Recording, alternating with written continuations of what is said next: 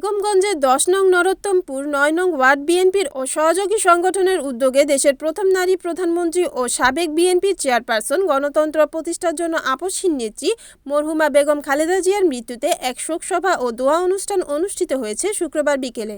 Word বিএনপির সাবেক সভাপতি শাহাবুদ্দিনের সভাপতিত্বে সাধারণ সম্পাদক পি.এস. চৌধুরী, যুবনেতা সাজু ও রুবেলের যৌথ সঞ্চালনায় প্রধান অতিথি হিসেবে উপস্থিত ছিলেন সাবেক পৌর বিএনপির সভাপতি আলহাজ আলী হোসেন চেয়ারম্যান। প্রধান বক্তা হিসেবে উপস্থিত ছিলেন উপজেলা বিএনপির সদস্য রফিকুল্লাহ পাটোয়ারি।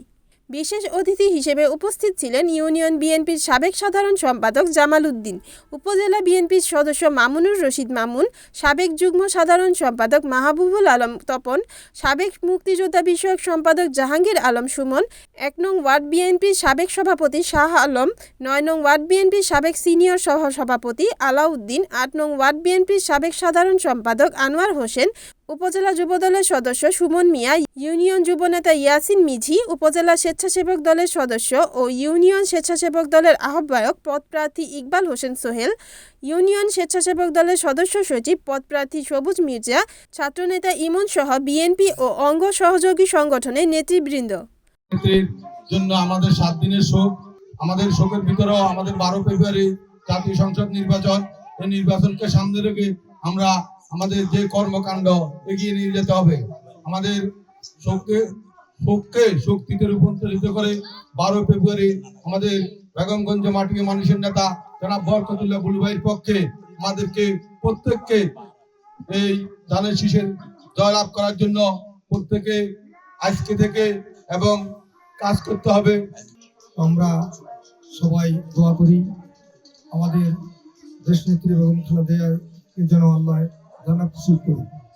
আমাদের এখানে কেন্দ্র থেকে আমাদের সাবেক 3 বারের নির্বাচিত এমপি মন্ত্রী যারা বরকতুল্লাহ বুলু ভাইকে ধানের শীষ প্রতীক নিয়ে আমাদের মাঝে উনি আবার আসছেন।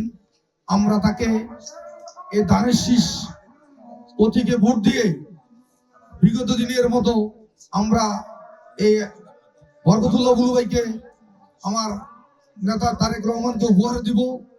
আমরা সবাই আজকে শোকাহত। আমাদের দলের পক্ষ থেকে 7 দিনের একটি শোক কর্মসূচি দিয়েছে, রাষ্ট্রীয়ভাবে 3 দিনে দিয়েছে। আর ওনার জানাজে যে 1,30,00,000 বেশি সারা বিশ্বের ইতিহাসে যে রেকর্ড করেছে, আপনারা সবাই এটা অবগত আছেন। অবশ্যই তিনি একজন ইসলামপন্থী রাজনীতি করেছেন। আমি দেশের আলেম সমাজকে মসজিদ মাদ্রাসায় দান করেছেন এবং বিভিন্ন আলেম সমাজে উপকার করেছেন। বিদায় আমাদের ওই জানাজা আপনারা দেখেছেন, ওনার খাঁটি যে 4 জন আলেম বাংলাদেশের, আল্লামা মামুনুল হক, মিজানুর রহমান আজহারি, তারপরে শাহ আহমদুল্লাহ, তারপর কাশিমি হুজুর সহ বড় বড় এদেশের আলেম মাগাইশরা, কারণ খালেদা জিয়া ইসলামকে ভালোবাসতেন। শহীদ রাষ্ট্রপতি জিয়াউর রহমান সংবিধানে বিসমিল্লাহির রহমান সংযোজন করেছেন। আমরা আগামী যে নির্বাচন হবে, এই নির্বাচনে আমরা সবাই, সকল মুরব্বীরা, ছোট ছাত্র দল, যুব দল, শ্রমিক দল, কৃষক দল, বিএনপি সবাই মিলে আমরা একসাথে কাজ মিলিয়ে আমরা এই নম্বর ওয়ার্ডে জানাচ্ছি বিপুল করে জয় হইতে পারে। এটাই আমরা ওনার জন্য দোয়া করি, আল্লাহ পাক ওনাকে যেন বেহেশতের সর্বোচ্চ মাকামে আল্লাহ পাক ওনাকে বেহেশত নসিব করে। Report Mohammad Suman Bhuiyan, NN TV, Noakhali.